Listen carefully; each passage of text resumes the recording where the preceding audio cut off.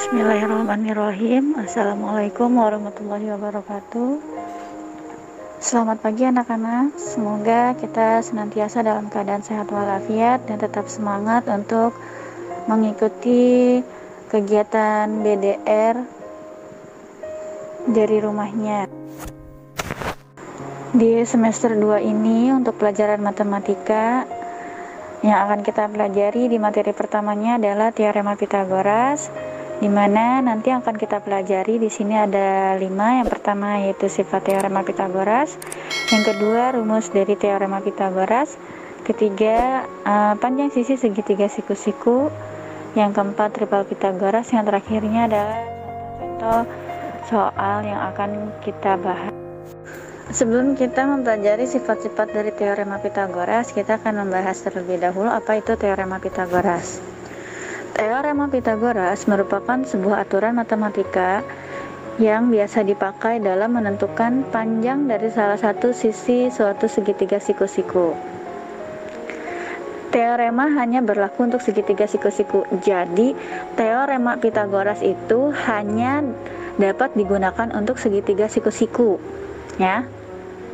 Dan teorema Pitagoras itu digunakan untuk mencari panjang salah satu dari sisi segitiga siku-siku. Untuk lebih memahaminya lagi, kita lanjutkan ke pembahasannya dulu ya. Yang pertama yaitu sifat teorema Pitagoras. Sifat teorema Pitagoras itu ada 2, diantaranya yaitu 1, hanya berlaku untuk segitiga siku-siku. 2, minimal ada dua panjang sisi yang diketahui. Jadi dia hanya untuk mencari salah satu panjang sisi dari segitiga siku-siku, ya. Jadi kalau seandainya ada 2 sisi segitiga siku-siku yang tidak diketahui, maka dia tidak dapat diselesaikan, karena syaratnya harus ada 2 sisi segitiga siku-siku yang sudah diketahui. Yang dicari itu sisi miringnya, maka sisi tegaknya dan sisi alasnya itu sudah harus diketahui, ya. Atau kebalikannya, kita ingin mencari sisi alasnya, maka sisi miring dan sisi tegaknya itu sudah diketahui. Atau mencari sisi tegaknya, maka sisi alas dan sisi miring sudah diketahui. Karakteristik suatu segitiga. 1. Apabila kuadrat sisi miring, maka nanti jumlah kuadrat sisi lain, misalnya sisi tegak dan sisi alasnya, maka segitiga tersebut merupakan segitiga siku-siku. Kalau jumlah kuadrat dari sisi lainnya, yaitu sisi tegak ditambah dengan sisi alas, hasilnya dia sama dengan kuadrat dari sisi miringnya, maka itu dia adalah sebuah segitiga siku-siku. Tetapi jika kuadrat sisi miring kurang dari jumlah kuadrat sisi tegak dan kuadrat sisi alas, maka dia adalah segitiga lancip. Dan yang ketiga, jika kuadrat sisi miringnya itu lebih besar daripada jumlah kuadrat sisi lain, yaitu sisi alas dan sisi tegak, maka dia adalah segitiga tumpul.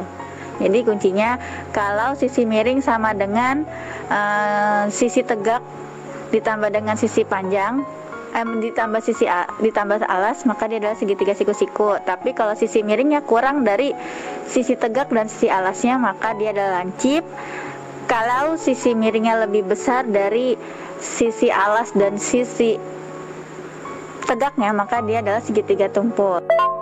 Mana aja sih yang disebut dengan sisi miring, sisi alas, dan sisi tegak? Kalian bisa perhatikan gambarnya. Di sini kita akan mengidentifikasi sebuah segitiga siku-siku.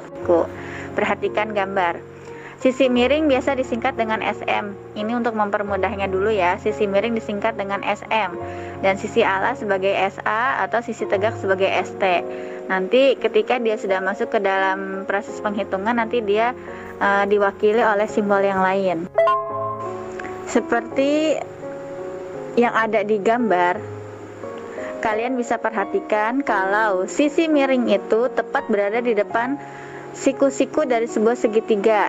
Biasanya kan kalau segitiga siku-siku itu antara sisi tegak dengan sisi alas itu akan diberi garis seperti kotak atau seperti huruf L, itu menandakan bahwa dia adalah segitiga siku-siku. Nah, sisi miring itu pas banget tepat berada di depan siku-sikunya tersebut.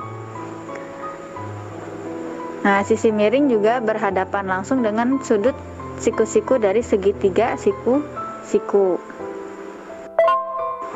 Rumus teorema Pythagoras. Dalam dalil Pythagoras itu mengatakan bahwa sisi miring itu adalah jumlah, atau sisi miring merupakan sisi terpanjang yang merupakan hasil dari jumlah sisi-sisi lainnya, yaitu sisi-sisi alas dengan sisi-sisi tegaknya.